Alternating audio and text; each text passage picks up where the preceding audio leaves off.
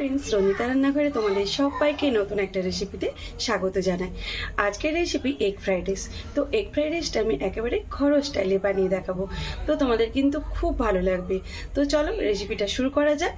रेसिपिटा शुरू करार आगे तुम्हादेर एकटाई कथा बोलबो, यदि आमार एई रेसिपिटा भालो लेगे थाके तो एकटा लाइक करो, शेयर करो और आमार चैनलटाके एकटु सबस्क्राइब करे पाशे थाकार चेष्टा करो।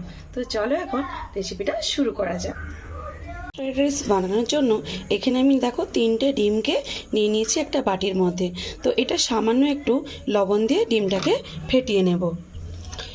তো দেখো একটু সামান্য লবণ দিয়ে দিলাম। তো লবণ দিয়ে এবারে ডিমটাকে ভালো করে ফেটিয়ে নিতে হবে।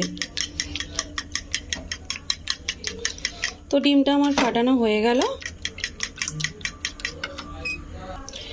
তো ফ্রাইড রাইসটা বানানোর জন্য এখানে আমি দেখো রাইসটা আগে থেকে বয়েল করে রেখে নিয়েছিলাম। তো রাইসটা দেখো একেবারে ঝরঝরে হয়ে গেছে। তোমরা এটা কিন্তু বাসমতি রাইসে বানাতে পারো। তো এটা আমি একটু ঘরোয়া রাইস নিয়েছি। তো রাইসটাকে কিন্তু মানে বয়েল করে শুকিয়ে নিয়েছি। তো ফ্রাইড রাইস বানাতে গেলে কিন্তু রাইসটাকে একটু বয়েল করে শুকিয়ে নিতে হবে।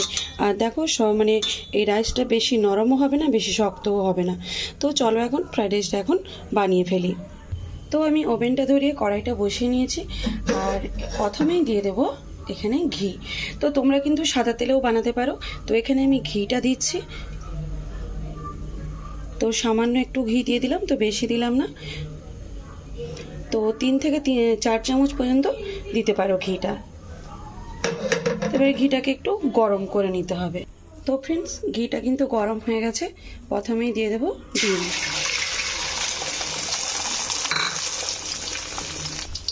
তো এবারে ঘিটাকে ভাজা ভাজা করে নিতে হবে, এইভাবে একটু ভেজে নিতে হবে ঘিটাকে, ডিমটাকে একটু ভেজে নিতে হবে। তো ভুল বলার জন্য তোমাদের কাছে ক্ষমা চাইছি।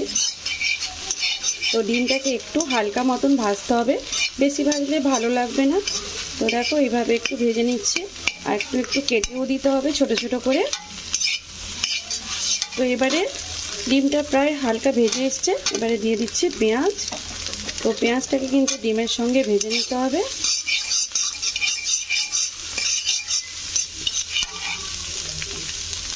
তো পেঁয়াজটা দেখো ভেজে এসছে হালকাভাবে। এবারে দিয়ে দেব একটু গাজর, একটু কাঁচা লঙ্কা। তো গাজর আর কাঁচা লঙ্কাটাকেও ডিমের সঙ্গে একটু হালকা ভেজে নিতে হবে। তো ফ্রেন্ডস পেঁয়াজ গাজর সব কিছুই কিন্তু ভাজা হয়ে গেছে। এবারে আমি এতে সামান্য একটু কসুরি মেথি দিয়ে দিলাম। তো কসুরি মেথিটা দিয়ে একটু নাড়াচাড়া করে এবারে দিয়ে দেব ভাত। তো ভাতটা দিয়ে দিতে হবে এবারে। তো ভাতটা দিয়ে এবারে একটু নাড়াচাড়া করতে হবে। তো এবারে আমি এর মধ্যে দিয়ে দেব সামান্য একটুখানি লঙ্কার গুঁড়ো, সামান্য একটু লঙ্কার গুঁড়ো দিয়ে দিলাম। তারপরে দিয়ে দেব একটু সোয়া সস সামান্য একটু দিয়ে দিলাম। তো এবারে সোয়া সস দেওয়ার পরে দিয়ে দেব পরিমাণ মতন লবণ। তো লবণ দিয়ে এবারে ভাতটাকে কিন্তু ভাজতে হবে। ওভেনের ফ্লেমটা একটুখানি স্লো করে ভাতটাকে ভাজতে হবে। তো ফ্রেন্ডস আমাদের যদি এই রেসিপিটা ভালো লাগে অবশ্যই একটা কমেন্ট করে জানিও। তো এইরকম তোমরা ফ্রাইড রাইস ডিনারে কিংবা লাঞ্চেও বানিয়ে নিতে পারো। ফ্রেন্ডস আমার কিন্তু ফ্রাইড রাইসটা কমপ্লিট। তো এবারে আমি সবশেষে এর মধ্যে কয়েকটা কাজুর দানা দিয়ে দিলাম। তোমরা এটা নাও দিতে পারো, কোনো অসুবিধে নেই।